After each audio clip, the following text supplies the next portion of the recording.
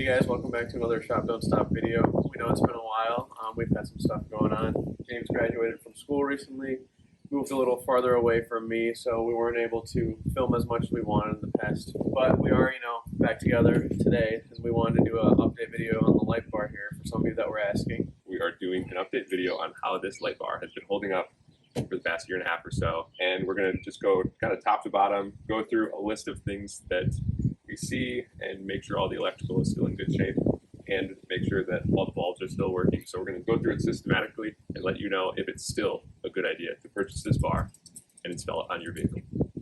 Okay, so looking at it from the front here, this black metal casing on the top and bottom and back side has held up nicely. This front plastic casing that we took off and put silicone sealant so we could keep moisture out of there. This front part is fading from the sun and the weather, but the front plexiglass has held up very nicely.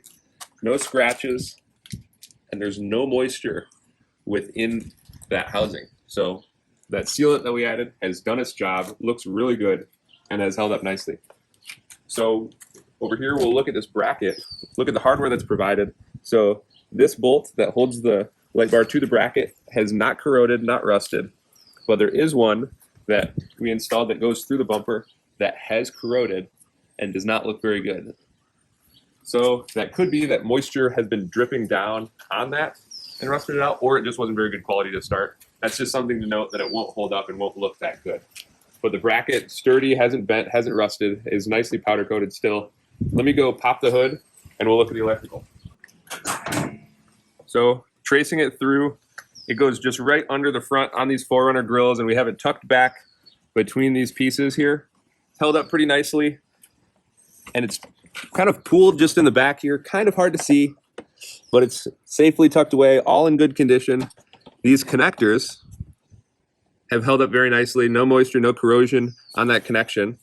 And then it just runs back through here, up and around, and connects here as well as to the ground right here, all of which looks like it's in very good condition. There is an inline fuse here. We'll open that up. Still looks very good in there. No moisture is getting in there.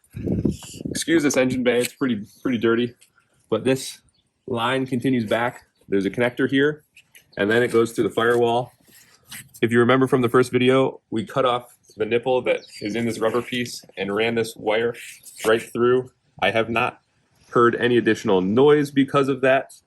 There's been no moisture and no issues at all. So that has worked very, very nicely. Let's look inside and see how the switch has held up.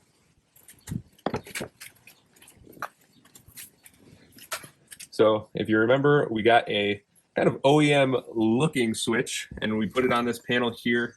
These are really nice. Still lights up, still looks really good. It's not wobbly, it sits in there very nicely. I would purchase this again. Okay, so I'm gonna turn on the light bar to see if any bulbs have gone out, any LEDs.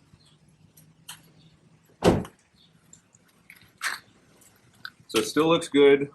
All of them are still functioning. We have the spots through the middle and then floods off to the side. Going to show you some footage of the light bar in September of this past year to show you exactly how I use it and how it's been holding up. All right, we are coming down mountain. We've got light bar on. It's 3:30 in the morning here.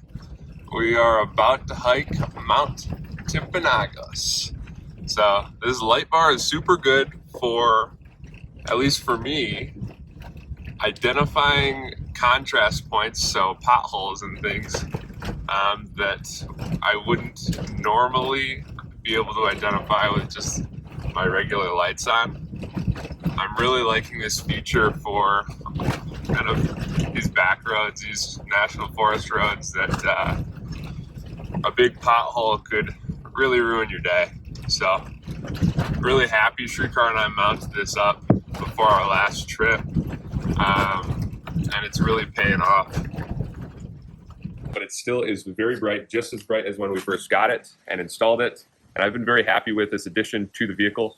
And so for a light bar under $100 out the door, we got light bar, wiring, and switch.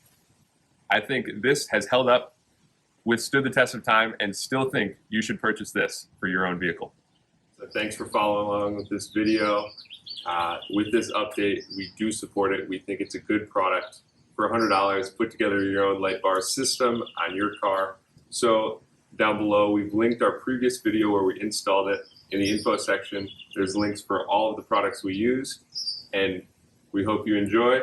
Shrikar is going to talk a little bit more about the channel space as well as the physical space we're in right now. One of the series we want to do is related to this garage. So we're currently in James's new garage, as you saw part of it in this video. We're going to do a series where we try to use AI to remodel what might be the most ideal garage for what we input and see what we can do with trying to make that as real as possible. And you guys can follow along with the series, see what upgrades we're doing week by week, whatever it may be. And hopefully that'll be pretty interesting for you all to follow and maybe even do to your own garage at home. We'll be trying to do content here and there where we release other things as well. All right, so if you haven't already, hit that subscribe button, turn notifications on. Remember, Shop don't stop. As you guys know, we haven't made a video in a while, but we're